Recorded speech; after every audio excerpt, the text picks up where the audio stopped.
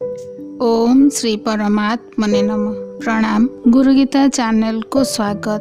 पूर्व श्लोक गुड़िकरे यज्ञ साधना किपरि करा जाए, केते प्रकार यज्ञ साधना हो पारिबो, योगीजन किपरि यज्ञ साधना सबू करती, एही सबू विषय रे आलोचना हैला। वर्तमान भगवान कहउछंती यज्ञ कले फल कौन मिले, लाभ कौन मिले। आसंतु सुनिबा श्लोक 31। यज्ञ शिष्टामृत भुजो जानति ब्रह्म सनातनम, नायं लोकस्य यज्ञस्य कुतोन्यः कुरुसत्तम। अर्थात हे कुरुश्रेष्ठ अर्जुन, यज्ञावशेष अमृत अनुभव करुथिबा मनुष्य सनातन परब्रह्म परमात्मा को प्राप्त हुअन्ति। यज्ञ न करुथिबा मनुष्यंक पई इहलोक मध्य सुखदायक नुहे, पुणी परलोक सुखदायक हेब किपरि। आसंतु यार व्याख्या सुनिबा। यज्ञ शिष्टामृत भुजो जानति ब्रह्म सनातनम। यज्ञ कले अर्थात निष्काम भावपूर्वक अन्य मानंकु सुख देले समत्वर अनुभव हुए। यह हेउछि यज्ञ शिष्ट अमृत अनुभव करिबा।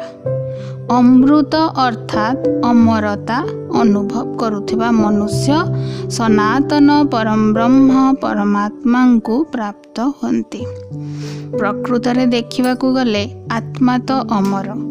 अग्नि याकू पोड़ी पारे नहीं, पवन याकू उड़ाई पारे नहीं, जल याकू बुड़ाई पारे नहीं।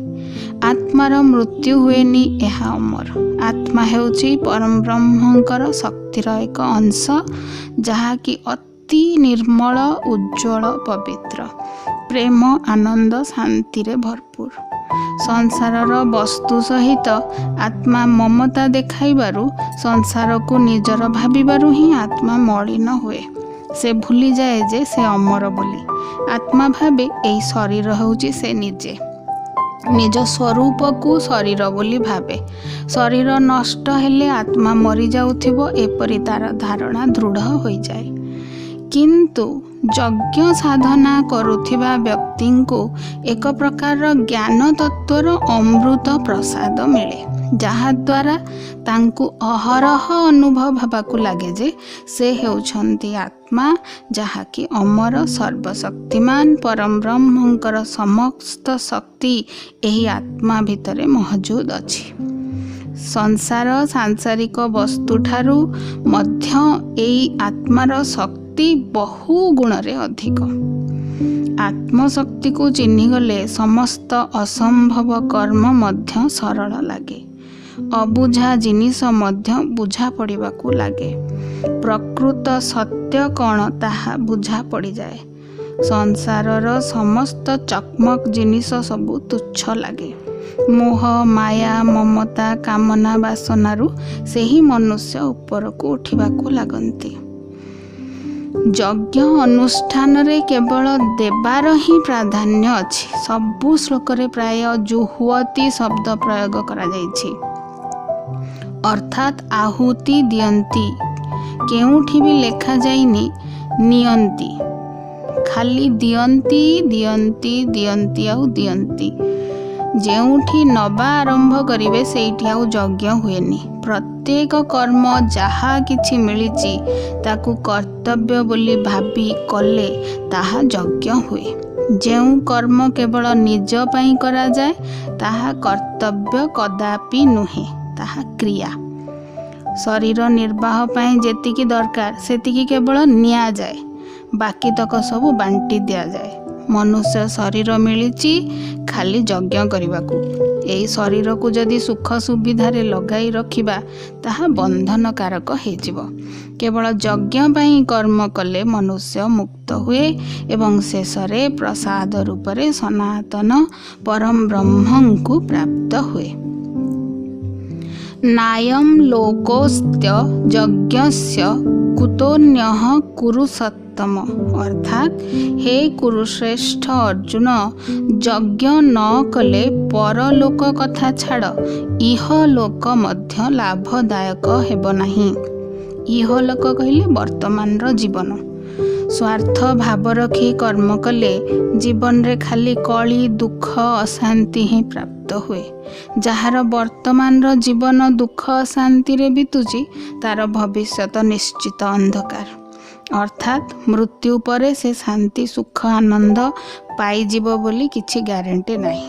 ତେଣୁ ବର୍ତ୍ତମାନ ଯେଉଁମାନଙ୍କ ଜୀବନରେ ବେଶୀ କଳି ଝଗଡ଼ା ଅଶାନ୍ତି ଦୁଃଖ ସବୁ ଅଛି, ଜାଣି ରଖିବା ଦରକାର ଯେ ନିଶ୍ଚିତ ସ୍ୱାର୍ଥ ମନୋଭାବ ଅଧିକ ରହୁଛି ପରିବାରର ସଦସ୍ୟଙ୍କ ମଧ୍ୟରେ।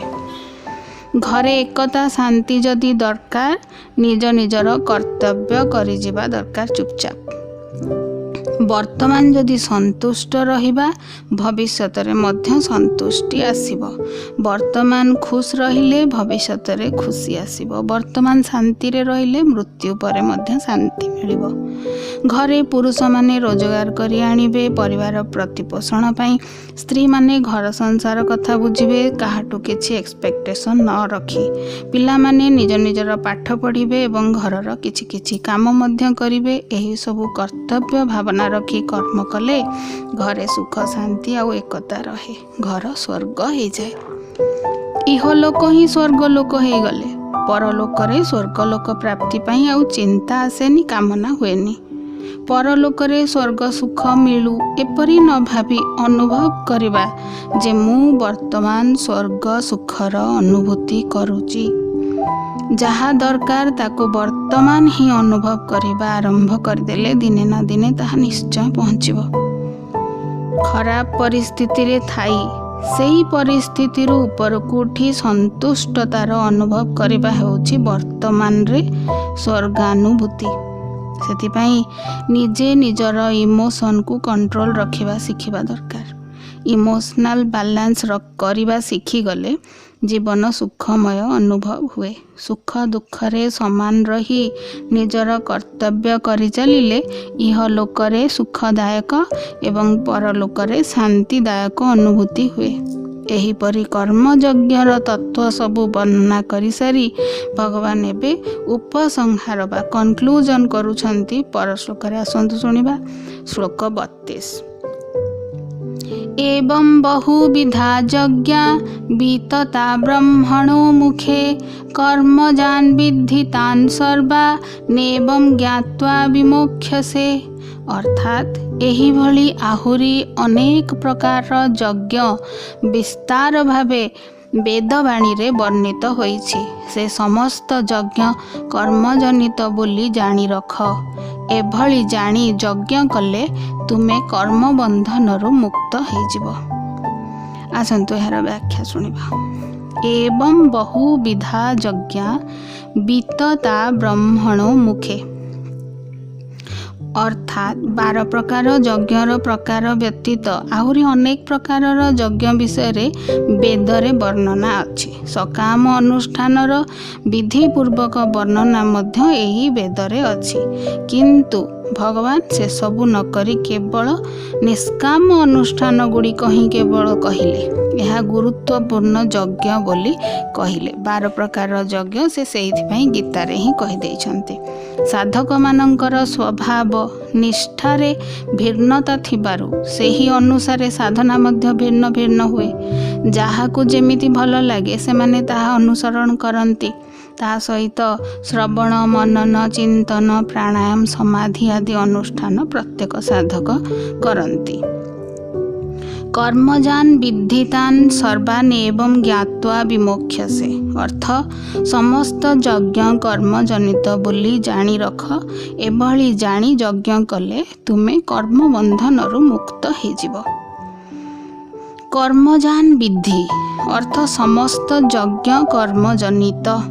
ଶରୀର ଦ୍ୱାରା ହେଉଥିବା କ୍ରିୟା, ବାଣୀ ଦ୍ୱାରା ହେଉଥିବା ବଚନ, ମନ ଦ୍ୱାରା ହେଉଥିବା ସଂକଳ୍ପ ବିକଳ୍ପ ଚିନ୍ତା ଭାବନାକୁ କର୍ମ କୁହାଯାଏ। କର୍ମ କଲେ କଲ୍ୟାଣ ହୁଏନି, ବରଂ ଲୋକଙ୍କ କଲ୍ୟାଣ ଉଦ୍ଦେଶ୍ୟ ରଖି ନିର୍ଲିପ୍ତ ଭାବ ରଖି ଯୁଦ୍ଧ ରୂପକ କର୍ତ୍ତବ୍ୟ କର୍ମ କଲେ ଯାଇ କଲ୍ୟାଣ ହୁଏ।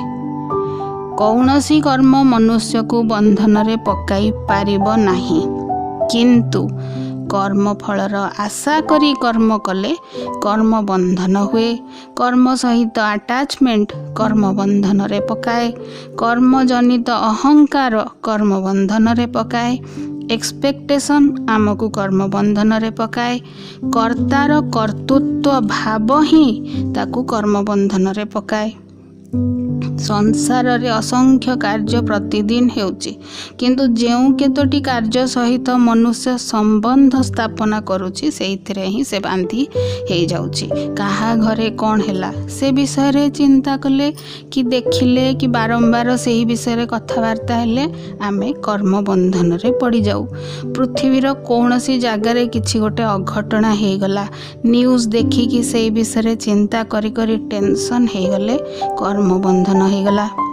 वचन द्वारा काहाकू किछि खराब करी कही अन्य को कष्ट दे देलु ताहा कर्म बंधन हे गला। मन द्वारा काहारी अमंगल चिंता कर देलु ताहा कर्म बंधन रे पड़ी गलु। एही रूपरे हजार हजार प्रकारर कर्म बंधन रे आमे बांधी हेई निजे ही निजर जाल बुणी सेई जाल भितरे फसी जाइछु। सेई कर्म बंधनर जालरू मुकुलिबार गोटिए मात्र उपाय हैला कर्म यज्ञ। निष्काम भावरे कर्तव्य कर्म करि जिबा।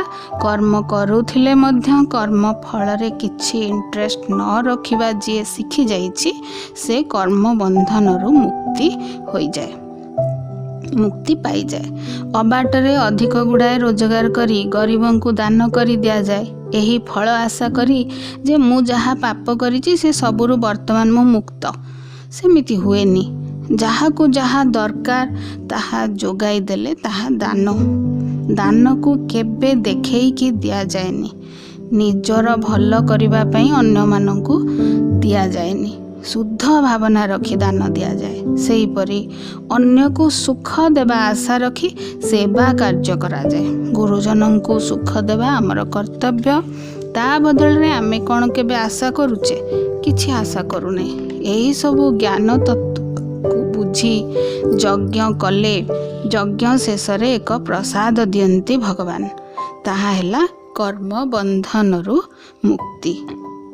एवं ज्ञात्वा विमोक्ष्यसे अर्थ मोक्ष प्राप्ति हुए। एही भली जानी जे कर्म करंती तांकु मुक्ति मिले, मोक्ष प्राप्ति हुए।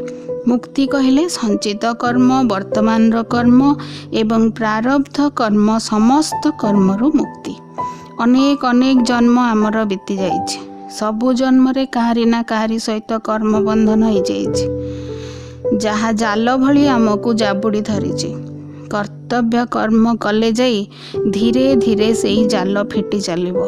शेष गंठी जो दिन फिटिजिब से दिन जाई जन्म मृत्युर बंधनरु संपूर्ण मुक्ति मिलिजिब, मोक्ष प्राप्ति हेब। परम आनंद सच्चिदानंद स्वरूप घन रे लीन हेजिब। आज पई एतिकी। ओम तत्सत।